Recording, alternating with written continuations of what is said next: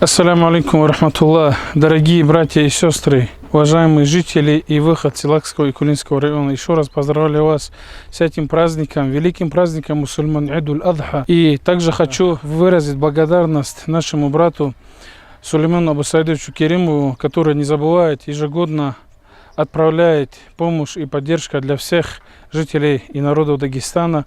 И в этот раз тоже Лакский и Кулинский район получили помощь, жертвенные животные от него, от его имени.